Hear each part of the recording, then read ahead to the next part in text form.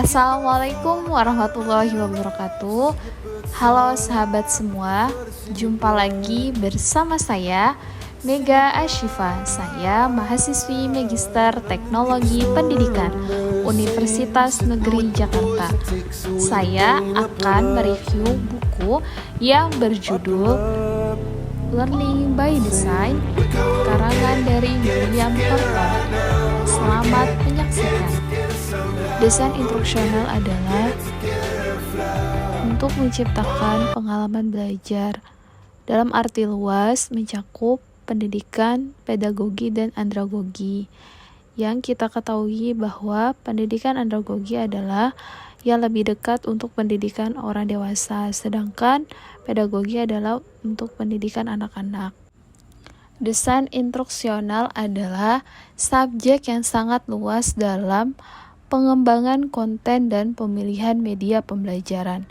Desain instruksional ini menyumbangkan teori tentang belajar, strategi untuk menerapkan teori-teori dan melaksanakan strategi untuk dapat memberikan pengalaman belajar seperti simulasi, permainan pembelajaran, pertemuan online, dan forum diskusi. Desain instruksional. 1. Tujuan umum ialah hal yang ingin dicapai dalam proses belajar.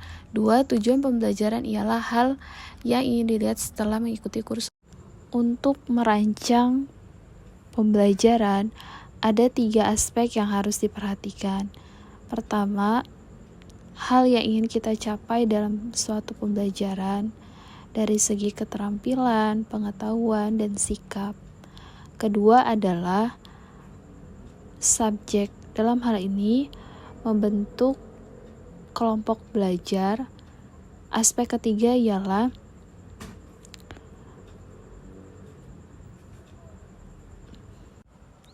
objektif terbagi menjadi 2. 1. Objektif primer adalah seorang instruktur harus mencapai tujuan pembelajaran yang diajarkan oleh peserta didik. Dalam hal ini, untuk tercapainya e-learning, maka dalam suatu kinerja, apa yang dapat dilakukan oleh peserta? Ada 3 jenis aktivitas pembelajaran yang diperlukan. 1. Pembelajar menyerap pengetahuan dengan membaca atau menonton. Kedua, pembelajar melakukan aktivitas latihan atau menemukan untuk memperdalam pembelajaran tersebut dengan belajar secara mandiri. Dan yang ketiga adalah pembelajar menyelesaikan aktivitas yang telah dirancang atau yang telah dipelajari dalam kehidupan sehari-hari. Untuk melihat indikator hasil pembelajaran tercapai atau tidak, maka diperlukan dalam bentuk evaluasi, yaitu penilaian dan berupa pertanyaan agar memverifikasi bahwa pembelajaran telah terjadi. Untuk mendesain instruksional, maka terdapat objektif pembelajaran dalam 3 bagian. 1. Objektif menyatakan niat. 2. Objektif mengidentifikasi pembelajar target. 3. Objektif mengidentifikasi persyaratan awal. Untuk mengukur tingkat keberhasilan dalam proses pembelajaran, maka hal ini perlu menetapkan metrik indikator. 1. Presentasi peserta belajar. 2. Tingkat kesalahan rata-rata.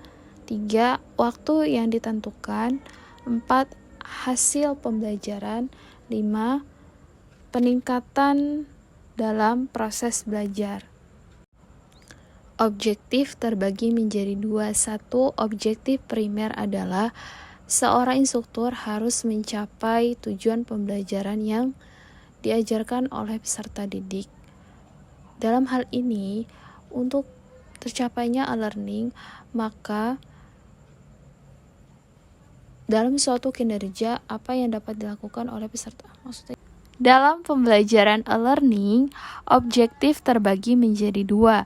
Satu, objektif primer adalah seorang instruktur harus mengajarkan materi yang ingin dicapai sesuai dengan tujuan pembelajaran agar tercapainya objek materi secara keseluruhan. Objektif sekunder merupakan objektif pemberdayaan. Dalam hal ini bukan tujuan utama, tetapi untuk mencapai objektif primer dapat didukung oleh objektif sekunder. Dalam hal ini, e-learning dapat menggunakan siklus analisis, desain, pembangunan, dan evaluasi secara berulang.